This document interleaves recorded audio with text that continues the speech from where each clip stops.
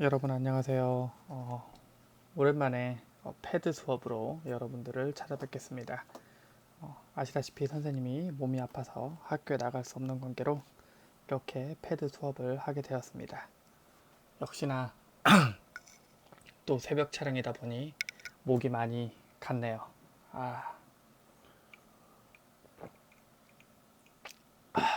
음료수 한잔 마시고 시작해 볼게요.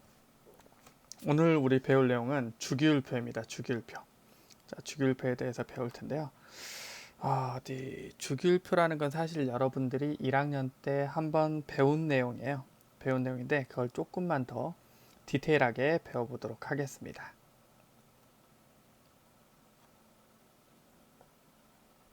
다음 페이지 넘어가 볼게요. 자, 주기율표에서 일단 주기율이라는 건 뭐냐?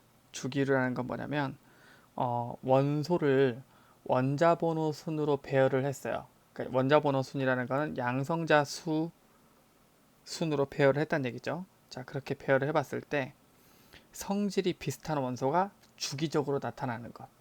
그러니까 뭐 8번째마다 성질이 비슷한 원소가 나타나더라. 뭐 이런 식으로 뭔가 성질이 비슷한 애들이 뭐 주기적으로 나타나는 걸 주기율이라고 부릅니다. 그런데 현재의 주기율표가 처음부터 이런 형태였던 것이 아니라 어떤 거냐면 처음에는 이제 여러 가지 원소들이 있었겠죠. 물론 그 원소라는 게 과거에 우리가 알고 있던 원소와 현재 알고 있는 원소의 종류는 분명 다를 거예요. 과거에는 더 적은 양의 원소를 알고 있었겠죠. 자, 그런데 이제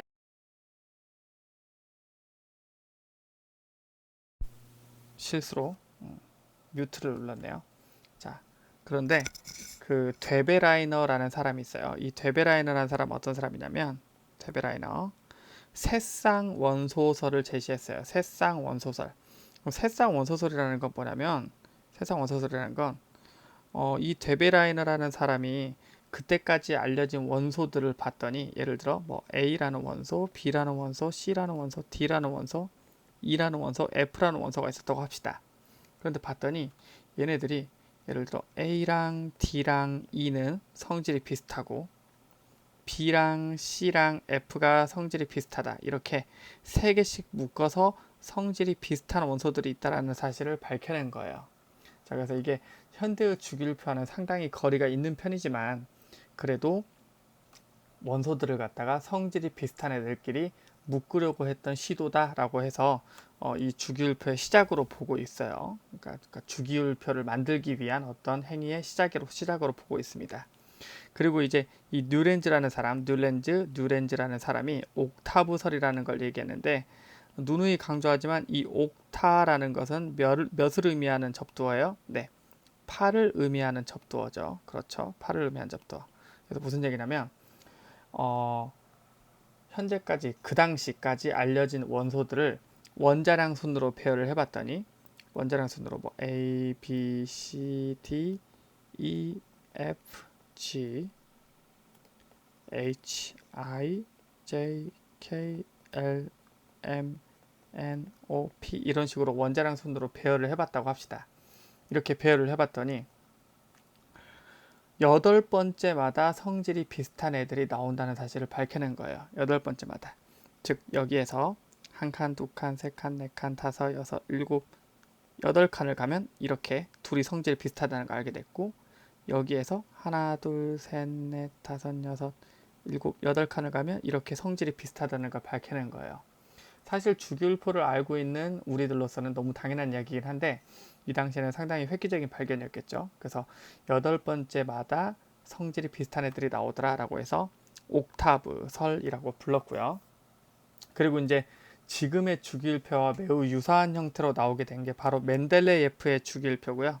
그래서 이 멘델레예프 같은 경우는 그 업적이 되게 이렇게 인정을 받았기 때문에 실제로 멘델레뷴이라는 원소도 있을 정도예요. 원소 이름이 멘델레뷴이에요. 멘델레뷴. 그 101번 원소가 멘델레뷴이거든요. 어쨌든 그 정도로 이제 되게 중요한 역할을 하신 분인데 최초의 주기율표, 그러니까 우리가 알고 있는 현재의 주기율표와 매우 유사한 형태의 주기율표를 만들었어요. 근데 그때 주기율표를 만드는 기준은 뉴렌즈가 했던 것처럼 원자량 순서대로 배열을 했던 거예요. 그런데 사실 이 주기율이라는 건 아까도 얘기했지만 원자번호 순으로 배열을 했을 때 성질이 비슷한 원소가 나타나는 거거든요. 그래서 현재의 주기율표와는 약간 다른 부분이 있었어요. 매우 유사했지만 약간 달랐어요.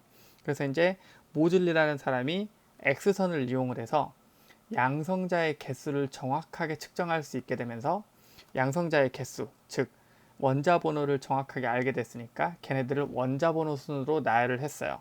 그래서 이 모즐리라는 사람이 원자 번호 순으로 나열을 하면서 드디어 현재의 주기율표와 똑같은 형태의 주기율표가 만들어지게 됩니다.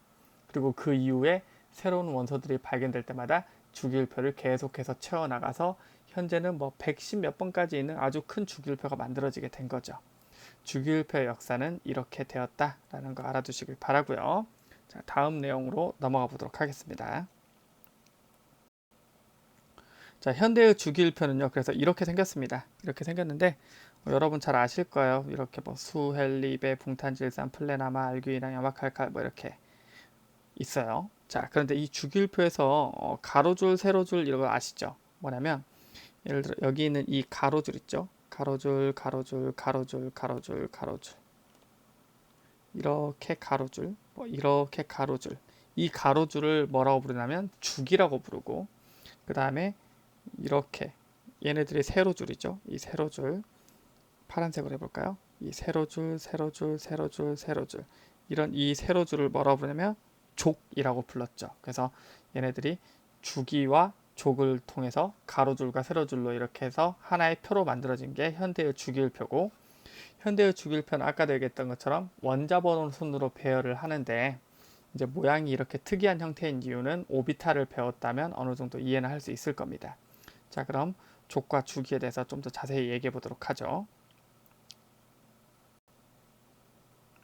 자, 여기에서 넘어가려고 했는데 주기와 족을 여기서 설명해야 되겠네요. 자, 여러분 이 주기는 아까 얘기했던 것처럼 주기를 뭐라고 불렀죠? 주기는 이 가로줄을 주기라고 불렀었죠. 가로줄 주기라고 부르고, 주기는 어떤 의미를 가지고 있냐면 전자가 들어있는 전자 껍질의 수와 같습니다. 전자가 들어있는 전자 껍질 수와 같아요.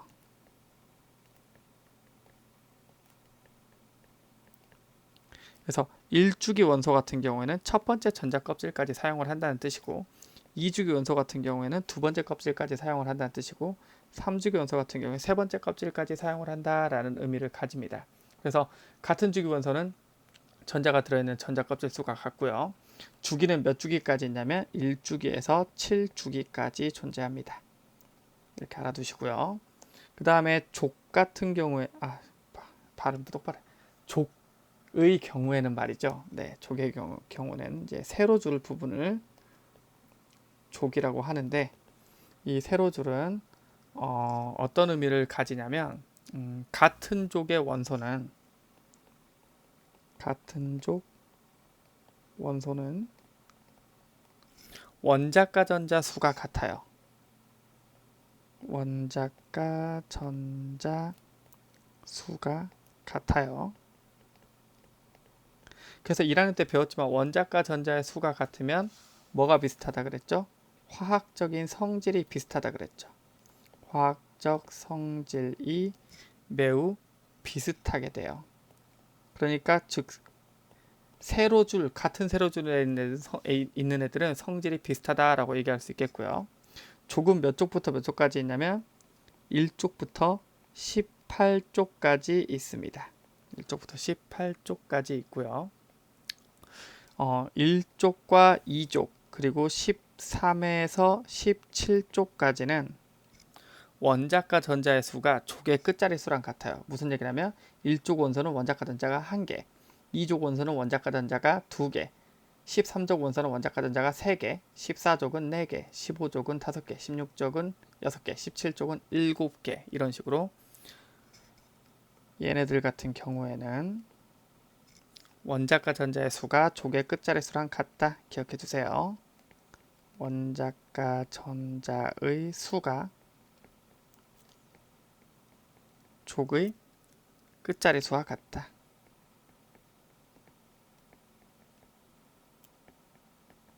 라는 걸 기억해 두시기 바랍니다.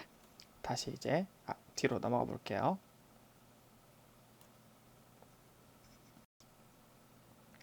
그걸 얘기하기 전에 잠깐 주기율표 이 요약을 좀 볼 건데 무슨 얘기냐면 아까 그 주기율표는요 엄청나게 복잡했죠. 그냥 100개가 넘는 원소를 다 썼으니까요.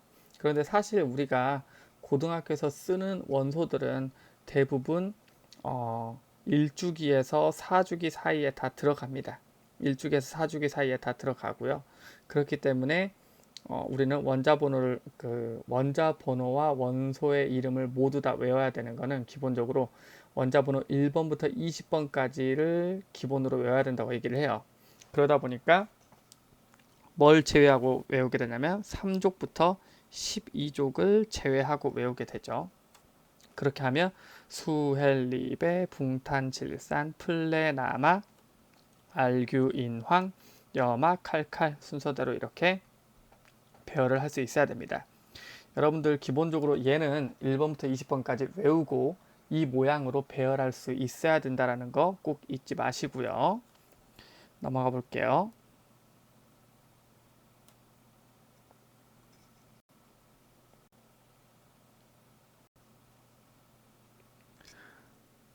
주기와 족을 자세히 설명했어야 되는데 자세히 설명 안 했네요. 다시 전 페이지로 넘어가야겠다 올게요. 자, 이렇게 이제 주기율표상에 엄청나게 많은 종류의 원소들이 있는데요. 이렇게 많은 종류의 원소들은 이제 원소들의 어떤 특징에 따라서 분류를 할 수가 있어요. 첫 번째 분류는 어떤 게 있냐면 금속이네와 비금속이네로 분류를 하는 건데 이 주기율표상에 보시면 지금 선생님이 여기 오른쪽에 있는 주기율표에 선을 한번 그어 보도록 할게요. 선을 그어 보면 이 선 있죠. 제가 이렇게 긋고 있는 이 선을 기준으로 이 왼쪽에 있는 애들, 이쪽 왼쪽에 이렇게 있는 애들을 뭐라고 부르냐면 금속이라고 불러요. 금속. 물론 아닌 애도 있죠. 예외적으로 얘는 비금속이죠. 수소는 비금속이에요. 그런데 여기 기준으로 왼쪽에 있는 애들은 수소를 제외하고는 다 금속이다라고 보시면 되고 여기 있는 녀석들의 특징이 뭐냐면 원자과 전자의 개수가 적어요. 적다 보니까 전자를 얻어서 음이온이 되는 것보다는 전자를 잃고 양이온이 되면서 옥텟 규칙을 만족하기 쉽거든요. 그래서 얘네들 같은 경우에는 전자를 잃고 양이온이 되기 쉽다. 자, 금속은 주기율표상에서 이 기준선을 기준으로 왼쪽에 있는 애들인데 전자를 잃고 양이온이 되기 쉽다라는 특징을 가지고 있습니다. 그럴 수밖에 없는 게 1족과 2족 같은 경우에는 원자과 전자가 하나 내지 두 개잖아요. 그러면 옥텟 규칙을 만족하려면 그 하나 내지 두 개의 원자과 전자에서 우리가 이제 7개, 6개를 새로 가져오던가 하나나 두 개를 잃어버려야 되거든요. 옥텟 규칙을 만족하려면. 그렇기 때문에 7개, 8개를 7개, 6개를 가져온 것보다 하나, 두 개를 버리는 게 편하기 때문에 이렇게 대체로 양이온이 되기 쉽다라는 특징을 가지고 있고요. 그리고 금속은 우리 금속하면 떠오르는 느낌하면 단단하고 뭔가 튼튼한 이런 느낌이잖아요. 기본적으로 금속들은 상온에서 고체예요. 물론 액체 상태인 금속도 있죠. 수은이라고 해서 여러분 잘 아시는 액체 상태의 금속도 있습니다. 바로 여기 있죠. 주기율표상에 여기 이 녀석. 얘는 액체 상태입니다만 나머지는 다 고체다라고 보시면 되겠고요. 몇몇 분들이 갈륨 같은 경우에 액체라고 생각하는 경우가 있는데 이 상온이라는 건 체온보다 더 낮은 온도거든요. 그래서 기본적으로 갈륨도 상온에서는 고체 상태고요. 다만 체온에서 녹죠. 그래서 손 위에 올려놓으면 녹기 때문에 갈륨은 액체다라고 생각하시는 분들이 있는데 갈륨이라는 금속 아마 유튜브에서 많이 보셨을 거예요. 걔도 상온에서는 고체 상태다. 근데 녹는 점이 매우 낮은 고체다. 이렇게 이해하시면 되고요.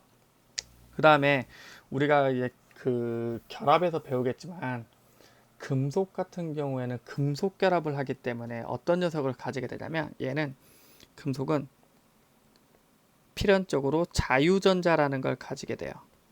그럼 이 자유전자가 어떤 역할을 할 수 있냐면 바로 열과 전기를 전달해주는 역할을 하게 됩니다. 그래서 금속은 보통 열과 전기 전도성이 크다라고 이렇게 얘기를 하고요. 자, 그 다음 봅시다. 보시면 비금속 원소가 있는데 비금속 원소는 뭐냐면 아까 선생님이 표시했던 바로 이 기준선에서 오른쪽 부분 이쪽에 있는 애들이 비금속이다 라고 보시면 되겠고요. 이쪽 기준선에서 오른쪽 부분이기 때문에 족이 몇 족이냐면 15족, 16족, 17족, 18족 이런 애들이란 말이에요. 그러다 보니까 원자과 전자가 뭐 5개, 6개, 7개, 8개이기 때문에 원자과 전자가 아니라 최외각 전자가 5개, 6개, 7개, 8개이기 때문에 최외각 전자 8개일 때 안정하다라는 옥텟 규칙을 만족하기 위해서는 5개, 6개, 7개를 잃어버리기보다는 1개, 2개, 3개를 가져오는 게 편해요. 그래서 비금속 원소의 특징이 뭐냐면 비금속 원소는 전자를 얻어서 음이온이 되기 쉽다라는 게 이제 화학에서 비금속의 정의고요. 그 다음에 비금속은 상온에서 기체 상태도 있고 고체 상태도 있어요. 유일하게 액체 상태인 게 바로 브로민입니다. 어디에 있냐면 여기 있는 이 녀석이 바로 브로민이라는 녀석이에요. 이 브로민 Br2 분자로 존재하는데 얘 같은 경우에는 액체 상태로 존재하고 나머지는 기체 또는 고체로 존재한다 라고 알아두시면 되겠고요. 그 다음에 여기 우리 가장 마지막에는 이 족 있죠. 이 족 색깔을 좀 다르게 표현해 볼까요? 여기 있는 이 족 있죠. 이 족을 우리가 이제 18족이라고 하는데 이 18족은 비활성 기체라고 부르죠. 18족은 비활성 기체고요. 이 비활성 기체 같은 경우에는 애초에 태어날 때부터 옥텟 규칙을 만족하고 태어난 애들이에요. 즉 태어날 때부터 안정하다는 거죠. 화학 결합의 기본은 뭐냐면요. 원소 자체가 기본적으로 불안정함을 가지고 있기 때문에 그 불안정함을 안정하게 만들기 위해서 화학 결합을 하고 화학 반응을 하는 거거든요. 근데 얘는 애초에 태생부터가 어때요? 안정한 녀석이니까 굳이 다른 녀석과 결합할 필요가 있다 없다? 없는 애들이에요. 비활성 기체 18족은. 그러다 보니까 얘는 굳이 음이온이 되진 않겠죠. 그러니까 전자가 이미 딱 맞게 있는데 전자를 가져올 필요는 없겠죠. 자, 그 다음 마지막으로 되게 애매한 녀석인데 선생님이 여기 초록색으로 표시했던 바로 이 녀석 있죠. 이 경계에 있는 애들. 이 경계에 있는 애들을 세미 메탈, 우리는 준금속이라고 부르고요. 시험에는 거의 안 나옵니다. 준금속은 뭐냐면 금속과 비금속의 경계에 있기 때문에 성질도 금속과 비금속의 중간 성질을 가진다라는 특징이 있어요. 그래서 보통 우리가 금속의 전기 전도성과 비금속의 전기가 전도되지 않는 특성의 중간쯤 위치를 가지고 있는 거 우리가 반도체라고 부르잖아요. 그래서 반도체를 만드는 주 원료로 사용되기도 하죠. 그래서 이게 이제 준금속이다 라고 알아두시고요. 그 다음에 이제 족에 따라서 얘네들을 갖다가 분류라고 해야 될까요? 족에 따라서 이렇게 분류하는 게 있습니다. 뭐냐면 대표적인 어떤 특정 족들이 있어요. 시험에 많이 나온 애들. 자, 첫 번째 족이 무슨 족이냐면 바로 1족입니다. 1족. 여기 1족. 1족에서 수소를 제외한 얘네들 있죠. 뭐냐면 1족에서 리튬, 나트륨, 칼륨, 루비듐, 세슘, 프랑슘 뭐 등등 이런 게 있는데 이런 애들 같은 경우에는 1족이기 때문에 최각전자를 하나 가지고 있겠죠. 그러니까 최각전자를 하나 가지고 있으니까 전자 한 개를 잃고 일가의 양이온이 되기 쉽다라는 특징을 가집니다.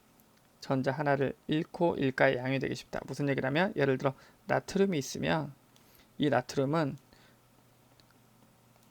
전자 하나를 이렇게 툭 잃어버리고 나트륨 플러스 이렇게 일가의 양이온이 되기 쉽다라는 의미를 가지고요. 자, 원자 번호가 커질수록이라는 표현이 있습니다. 원자 번호가 커질수록. 자, 같은 족에서는 이렇게 아래로 내려갈수록 원자 번호가 커지겠죠. 그러니까 원자 번호가 커질수록 이 말은 이쪽 이렇게 세슘 쪽으로 가면 갈수록 어떻다고요?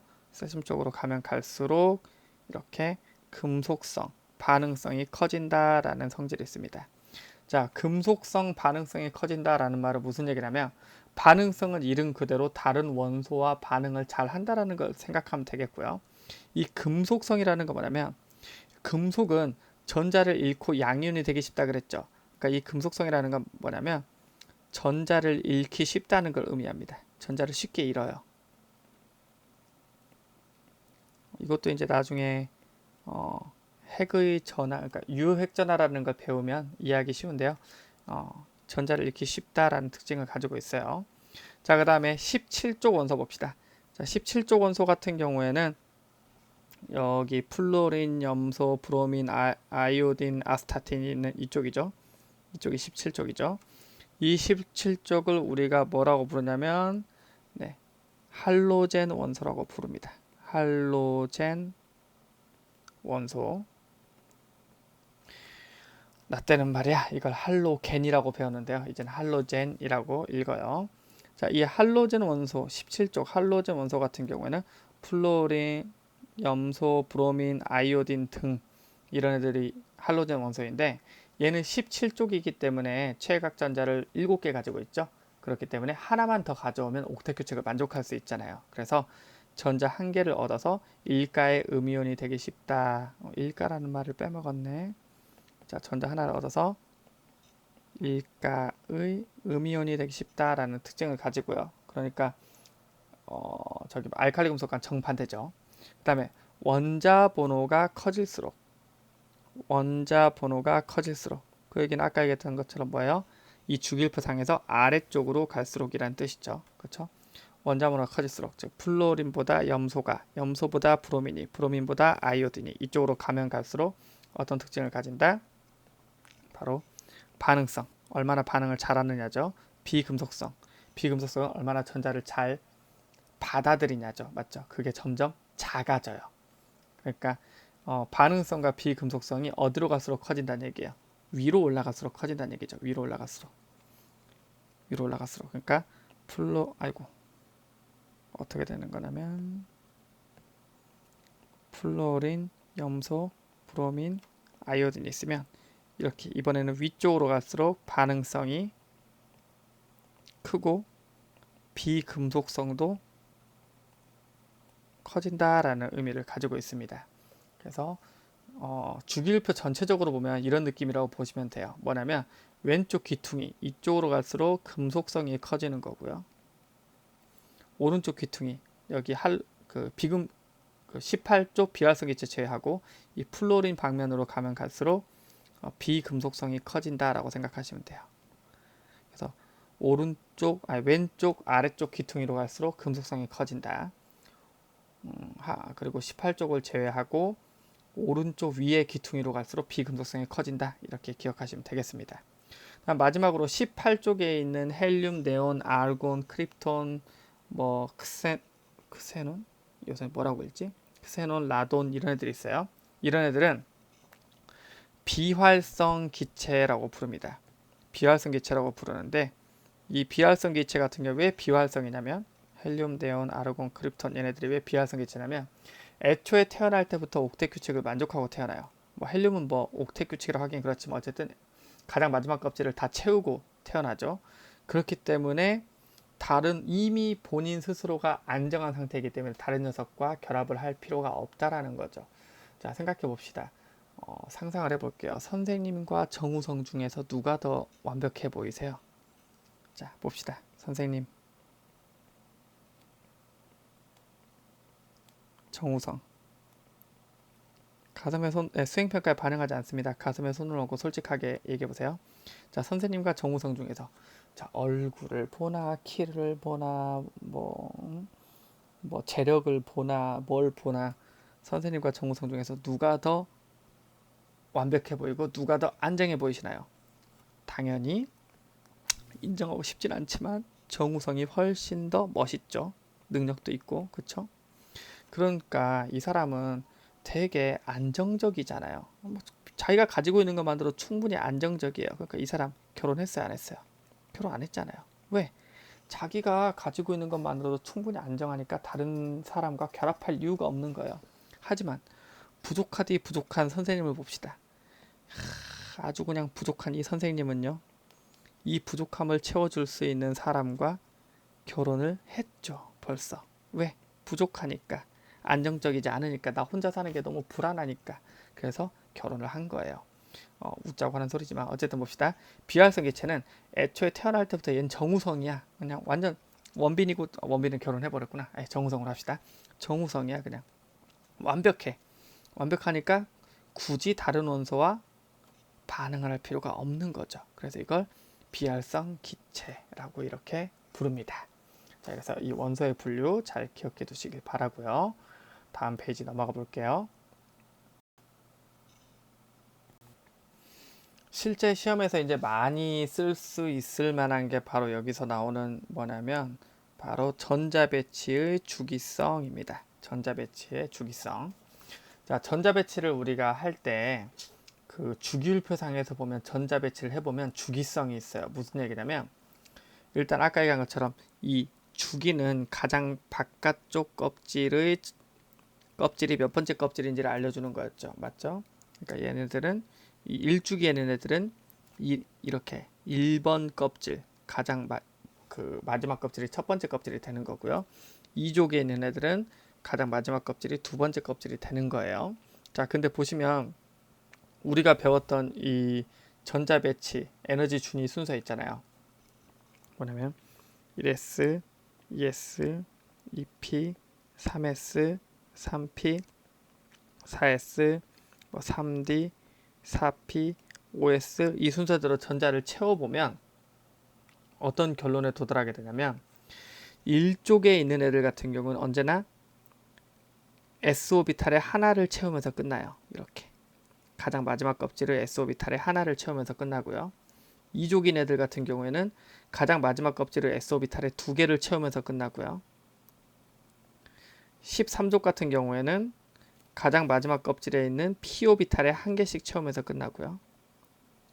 14족은 가장 마지막 껍질을 P오비탈의 두 개씩 채우면서 끝나고 15족은 가장 마지막 껍질의 P오비탈의 세 개씩 채우면서 끝나고 이렇게 16족 애들은 가장 마지막 껍질을 P오비탈의 4개씩 채우면서 끝나고 17쪽은 가장 마지막 껍질을 P오비탈에 5개씩 채우면서 끝나고 18쪽은 가장 마지막 껍질을 P오비탈에 6개씩 채우면서 끝나게 됩니다. 그러니까 결론적으로 여기 일반식으로 보자면 1쪽은 NS, 그러니까 N은 주양자수죠. 가장 마지막 껍질의 주양자수를 쓰면 돼요. 자, NS1, 2족은 NS2, 그 다음에 3족은 NS2 MP1, 4족은 NS2 MP2 이런 식으로 주기적인 성질을 가지게 됩니다. 자, 그런데 최외곽 전자라는 게 가장 바깥쪽 껍질에 있는 전자 수잖아요. 그러니까 바로 가장 바깥쪽에 있는 전자 껍질, 가장 바깥 전자 껍질의 전자 배치라고 했으니까 바로 여기 표현되어 있는 전자 수들이 바로 뭐냐면 가장 바깥쪽 껍질의 전자수, 즉 최외곽 전자입니다. 그래서 보시면 얘는 전자가 하나니까 최외곽 전자가 1이고, 얘는 최외곽 전자가 2, 얘는 최외곽 전자가 2 플러스 1이니까 3, 얘는 최외곽 전자가 4, 얘는 최외곽 전자가 5, 얘는 최외곽 전자가 6, 얘는 최외곽 전자가 7, 얘는 최외곽 전자가 이렇게 8이 되는 거죠. 그래서 같은 족에 있는 애들은 최외곽 전자의 개수가 같을 수밖에 없는 상황이에요. 가장 바깥쪽 껍질이 첫 번째 껍질이냐, 두 번째 껍질이냐, 세 번째 껍질이냐, 네 번째 껍질이냐, 이 껍질 가장 바깥쪽 껍질의 주양자 수만 다를 뿐이지 결국은 S오비탈과 P오비탈의 전자 배치가 같기 때문에 뭐가 같아요? 최외곽 전자가 같죠. 그리고 최외곽 전자는 가장 바깥 껍질의 전자잖아요. 그래서 우리가 족의 이리자리수랑 같다 그랬죠. 1족에 있는 애는 최외곽 전자가 하나, 2족은 둘, 13족은 3, 14족은 4, 15족은 5, 16족은 6, 17족은 7, 18족은 8개의 최외곽 전자를 가지게 돼요. 뭐 헬륨은 2개고요. 자, 그렇습니다. 근데 이제 원자가 전자와 최외곽 전자의 차이점을 한 번 더 짚고 넘어가자면 최외곽 전자는 말 그대로 가장 바깥쪽 껍질에 있는 전자 그 자체를 얘기를 하는 건데 이 원자가 전자라는 거는